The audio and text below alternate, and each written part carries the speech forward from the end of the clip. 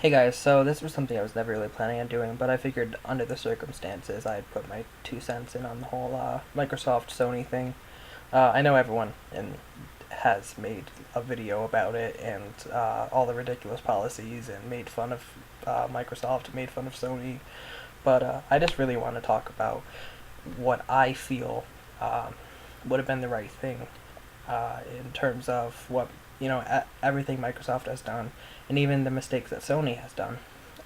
Not just this generation, but with the PS3 as well.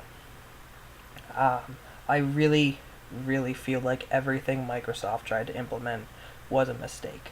I feel like maybe a couple years down the line, or next console generation, it would have been something a little bit easier to implement.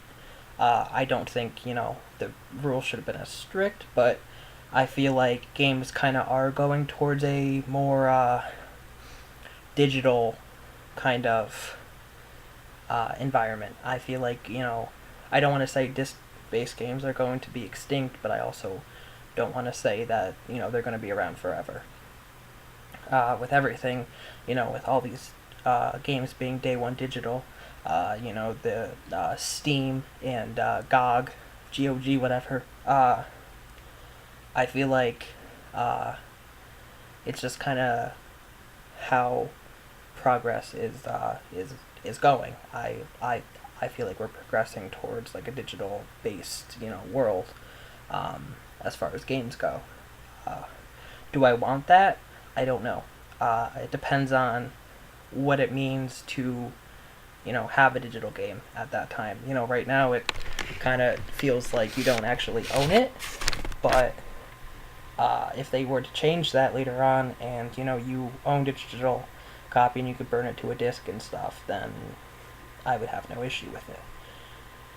Or even if they didn't do that, but they worked the way up to reducing game prices because they don't have to manufacture the disc and the case and everything. They don't have to worry about you know the brick and mortar stores won't be there, so we'll be getting it at the wholesale price rather than the retail price. And I think that would be a very smart move to make going forward, to make digital games worth purchasing. Because right now, I don't see any point in purchasing a digital game. I just don't. I would much rather go to you know Target or something and pick up a game than or even GameStop. I've gotten great games for like under $10 there, under $20, whatever. Uh, I feel like that's kind of going to be something I'd miss. But if they were to do kind of like new games for $40 rather than buying a disc, and then dropping the price down as games do anyways, that's something I could definitely get behind. But until that point, I think disc-based games should kind of be the way they are. And I think that Microsoft was wrong to try to implement what they thought was going to be the digital age so soon and with no really warning. That's just my thoughts on that. Another thing, the mandatory Kinect. I bought a Kinect pretty much for my girlfriend when I had the 360, so she could play Kinectimals, and that was really all I got. I enjoyed watching her play Kinectimals. She had a lot of fun, but I never really used it. I think I played maybe like an hour of Gunslinger, and I tried using it with Skyrim to use the shouts, and I felt like an idiot screaming at my TV because it barely worked. And so, I know it's gonna be new and improved because the Kinect was kind of a flop. They said in what I think it was Mass Effect 3 that you could tell your squad to throw grenades and stuff, and I feel like it was just a gimmick. It didn't work the way they said it was going to. So, with that in mind, I think forcing the average gamer or even the hardcore gamer to have to buy one and to have it constantly plugged into their console and always on was a huge mistake. Raising the price of a console to $500 was something that most people, not I'd say about 90% of people that are gonna buy that system don't want the Kinect. So I feel like they should have had one, the option to use the Kinect, and made one for console for $400, and then one for $500 with the Kinect. That would have been a lot more intelligent than what they actually did. What else? The 24-hour check-in. Well, I don't think 24 hours is too unreasonable from my standpoint. I also have a pretty good internet connection. I have a 30-something megabit download and a 2-point-something upload. So here, that's perfectly fine. In places, even in the United States, there's a lot of places that don't have a constant internet connection, or the 1.5 megabit that that Sony said you needed. So, if in America there's places that don't have that, I can't even imagine other places in the world who are a little bit worse off than America is in terms of, cable and internet and stuff like that. So I think that was kind of a selfish, if not ignorant, move on their part to try to implement something that excluded a large number of people who really love to play their games. The military is a huge, huge group that they kind of exiled with that.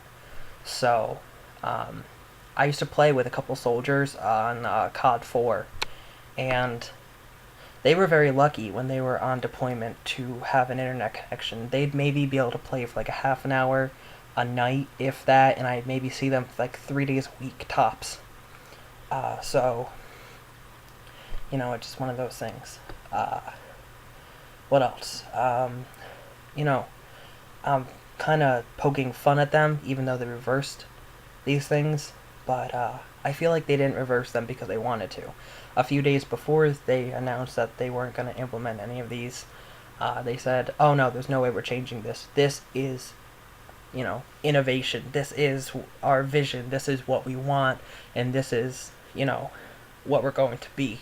So if you don't like it, there's an Xbox 360 for you, So going from that bold, very, very bold standpoint to oh yeah, we're gonna reverse everything with a day one patch. Don't worry, guys, we got your back because we care about you. Was kind of funny. Because they don't even allow comments on any of their videos on YouTube or anything, and yet they say they read comments and went and did this for the gamer. And after seeing that Amazon poll pulled like 5 or 6 days short because they were losing, I think 18-1. I think it was about 38 or 39,000 for PS4 pre-orders and about 2,000 for the Xbox One. So, that being mysteriously pulled 5 or 6 days short kind of, put up a couple red flags in my head.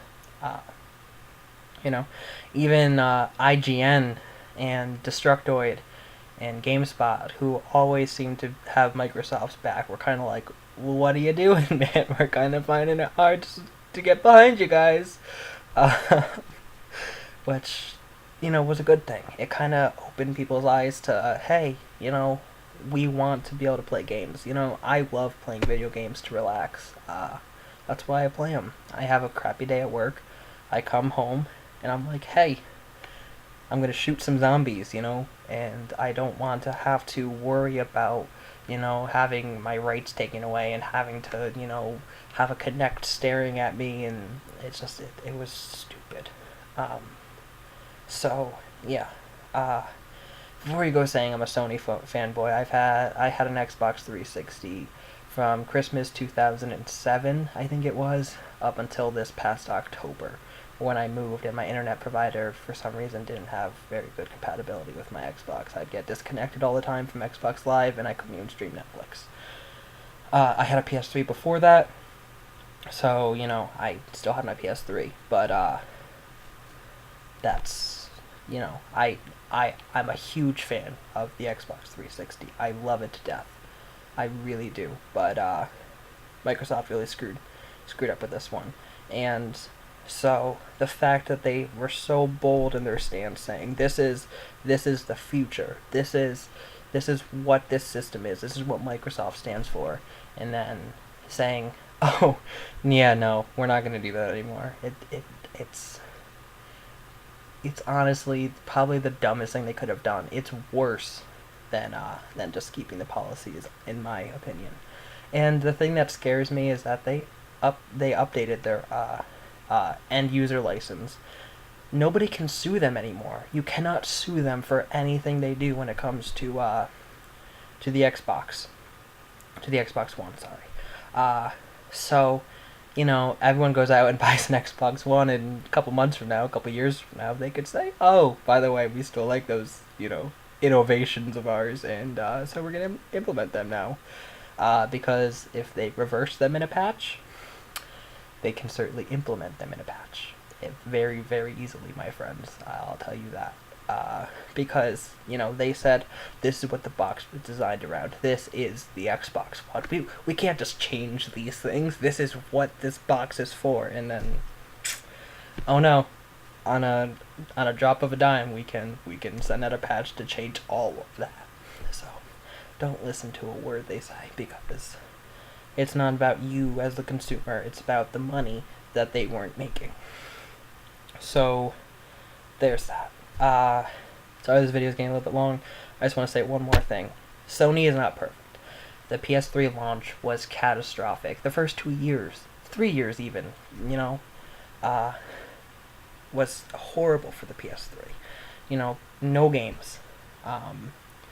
No support really from developers. A huge price point, $600, and if you could even get one for that much money. My friend bought one for like $1,000 on eBay back then. And so me and my friends would be playing, you know, Xbox 360. We'd be playing like Rainbow Six Vegas, I think it was at that time. We'd be busting on them like, "Hey, so how's your Blu-ray player and everything?" So, but I think Sony learned from that, and you know, PlayStation is free to play online. It's not anymore, but I can understand, because PlayStation Plus is the most incredible thing I've ever paid money for. And I think Sony really, really showed that they realized that they screwed up, because they put out PS Plus, which since October, when I really started using PlayStation Plus, I've already saved about $500, and I paid $50. I've gotten more free games than I have room for. I'm constantly deleting a game and then installing another one and everything. So they learned. They said, "Hey, we screwed up," and this console generation, they seem to be, you know, geared towards the hardcore gamer, and that was probably the most intelligent thing they could have done. So I applaud them. I will continue watching as everything develops. I mean, I'm not saying I'm not going to buy an Xbox One. I probably will at some point. My point is, though, is that I'm scared, because if Microsoft says, "Oh no, we can't reverse these things because this is what the box was built to do," and they go ahead and reverse them, what's to say they can't do that at another point? So, yeah, that's just my thoughts. Like I said, this was an opinion video. If you don't agree, that's fine. Please try to keep the comments civil. I know that's funny asking that, but you know, like I said, I'm not a Sony fanboy, so don't send me hateful messages saying that, you know, I'm Sony, you know, I'm on Sony's, you know what, and everything. So, yeah, I'd appreciate trying to keep everything civil, because I'm literally just putting my opinion out there. Yeah, so thanks for watching, guys. Like I said, I'll see how everything develops, and I'll probably make another video once I see how everything really goes. Yeah, Last of Us walkthrough coming up probably this weekend, if not Monday or Tuesday. So, yeah, look for that. Okay.